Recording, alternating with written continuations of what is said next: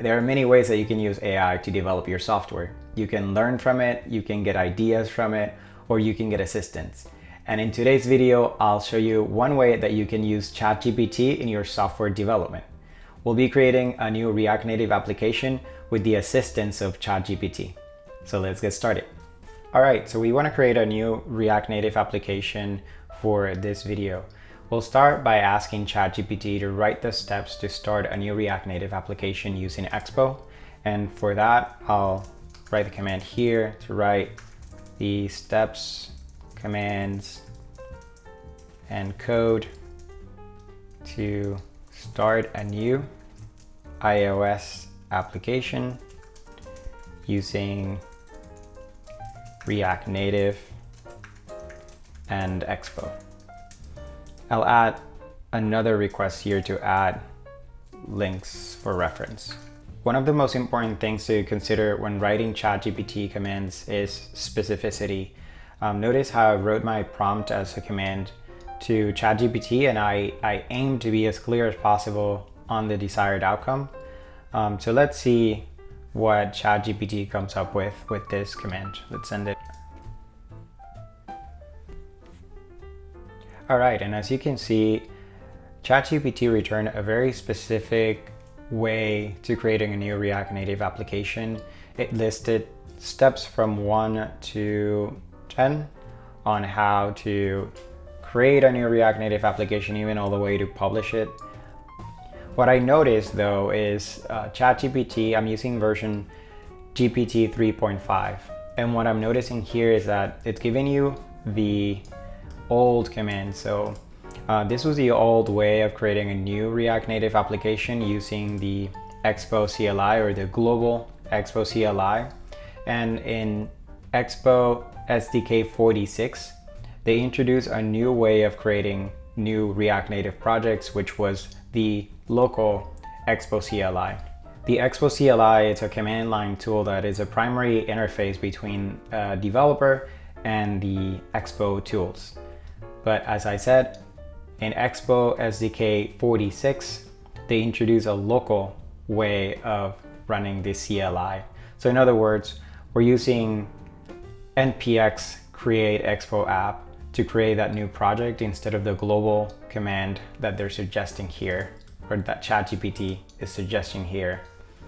The reason why I'm highlighting this is to point out how in some instances, ChatGPT 3.5 is limited, as it only contains data from September of 2021. So it's always a good idea to be critical and compare ChatGPT results with your knowledge of more recent information. All right, so I'll go ahead and create that new Expo app using the newer command, the one introduced in Expo SDK 46, and do a create Expo app, and I'll name that app CodeJam app, and start creating that new app. And now that our project is created, we'll go into CodeJam app, and we can see our project here in our IDE. All right, so for this video, we'll create a simple application. The app will just be a button in the center of the screen, and when the user presses that button, there will be a motivational quote that will be displayed on screen. So let's go to ChatGPT again and ask for assistance on building our landing page, which will be that button in the center of the screen. So now if I remove myself from here, I have a command here, and the command is write a React Native component that displays a button in the center of the screen. The button should have a color of hex code and specify the hex code. The button should have a white label in the center of the screen. The label for this button should read reveal motivational quote. Let's see what ChatGPT comes up with this command.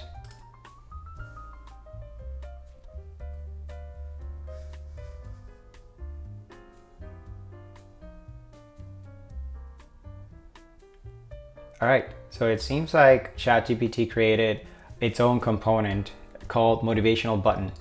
So there's a component that we can then add to our main application. And it seems like, yeah, it's a component with the specific items or specific styling that we asked for with the items in the center of the screen, the colors, and the button.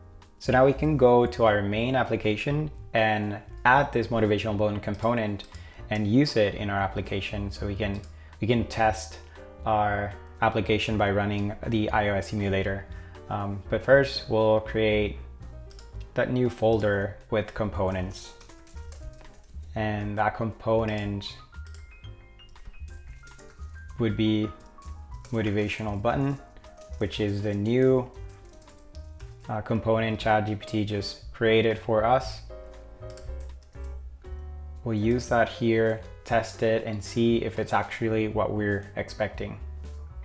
Now that I added that motivational button component to the components folder, I'll go back to my main application and do an import of motivational button. Now that we have it there, we'll take that motivational button, and that would be the first component we render when we open our application. So now that we have our motivational button created and we have our main app or the app.js file invoking this component, we can go ahead and run our iOS simulator and test the motivational button. So if we run npx expo start, we'll start up our expo development, and that'll give us an option to start our iOS simulator. So if I move this here, should be able to see our simulator come up. And there we have a new motivational component or motivational button component being rendered. Right now is showing the button that we requested from ChatGPT with the qualities and the styling that we requested from ChatGPT. It's revealing that hex code for the color. It has a white letter label, and the button is showing up in the center of the screen. Right now, there's nothing there's no action that we're taking when the user presses on that button. Once the user presses that button, we'll be revealing that motivational quote. So let's continue.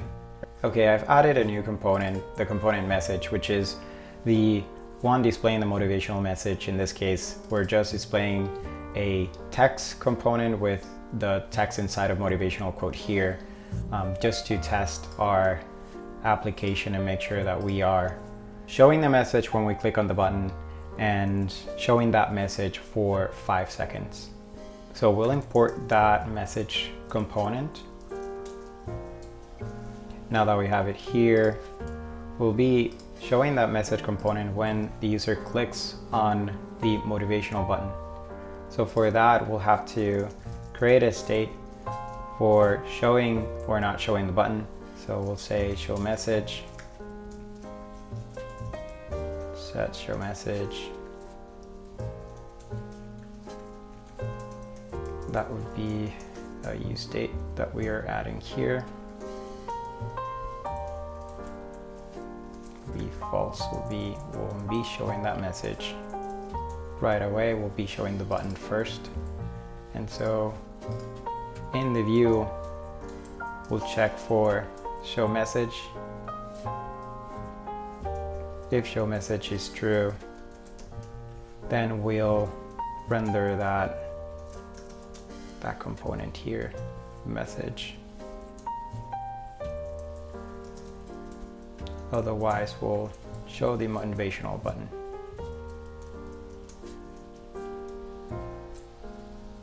Right, so right now we should be showing the motivational button. Show message is by default false, and we'll need to have a function that will toggle that show message value back and forward between showing the message and going back to the button. So we'll define that function here, toggle message.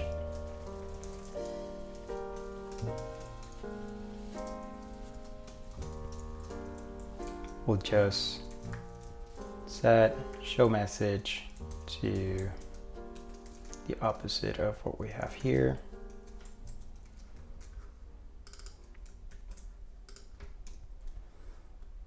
And so we'll add that function of toggle message to the motivational button. There should be an on press here, in the touchable opacity. So we'll be adding on press here. That on press would be toggle message. We'll be passing toggle message to the motivational button component. And if we go back to our app.js, we'll be passing that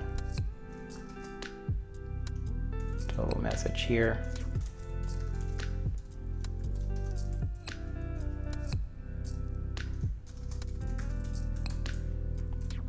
So now when we press our button, our motivational button, toggle message will be invoked, and that should display our motivational message coming from the message component.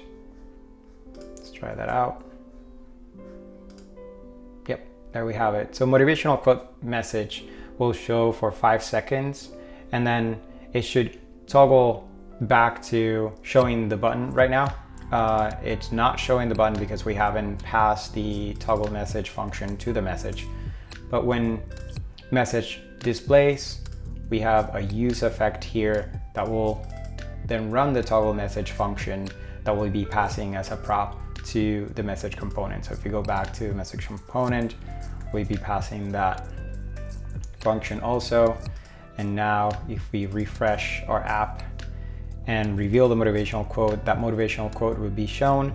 And then after 5 seconds, we'll be calling that toggle message function from within the component, and it'll go back to showing us the motivational button. There is a function inside message.js, that's the message component. But there's also a function in here that just gets the message, and it'll go through a list of messages and motivational quotes and extract that message and display it or return it so we can display it on the text component. Right now we have 2 examples of what that array would look like. The array would be an array of objects containing an ID, a message, and an author. So we can then take a random number. For now, for this application, we'll take a random number within the elements of the array and display that message with the author. So right now we have a list of messages. We only have 2 messages here with their authors. So if we invoke that function of get message here, get message, right now I have to modify this because we need any values from 0 to 1 since we only have 2 elements within the array. So now get message will be invoked. It'll generate a random number from 0 to 1 and then take that, whatever element that is, take that message and the author. So let's try that out. Yeah, we got the first message here and the second message here. So it seems like that's working. It's invoking the get message function, generating a random ID, and then extracting that element from the array. But we would like to have more mock data so we can test our application a little bit more. Right now, we only have 2 messages in that messages.js, or in that list that we are grabbing a random element from. But we'll like to have more examples that we can show on screen for this application.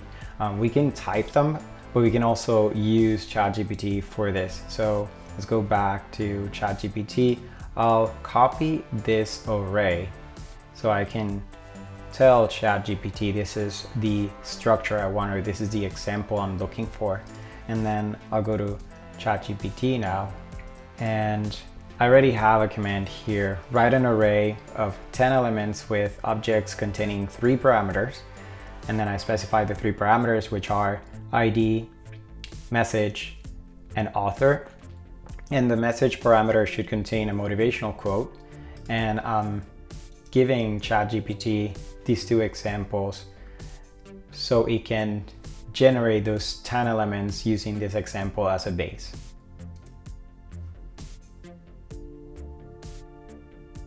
And there it is. It created 10 different messages with the quotes and the author. but I'll just take that array. I want to take the variable name. Let's see, I'll copy that, go back to my list of messages.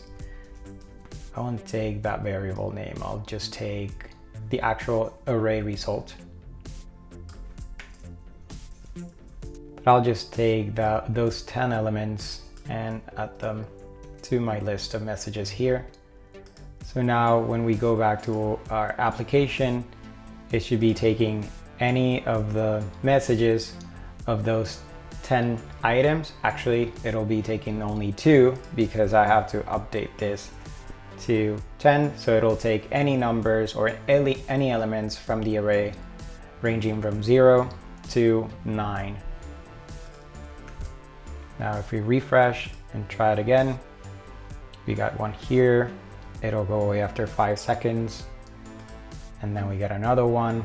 Seems like it's picking up the new ones generated by ChatGPT. So this is another way that we can use ChatGPT to generate mock data so we can test our application. We don't have to come up with the data. We can just tell ChatGPT an example of what we're looking for and it'll come up with something similar. All right, that's all we have for this video. We used ChatGPT to create a new React Native application. Then we used it to generate a landing page for that new application. And finally, we created mock data to test our application further. And this is just one way that we can use ChatGPT or AI tools as an assistance on building our software development projects. Thank you.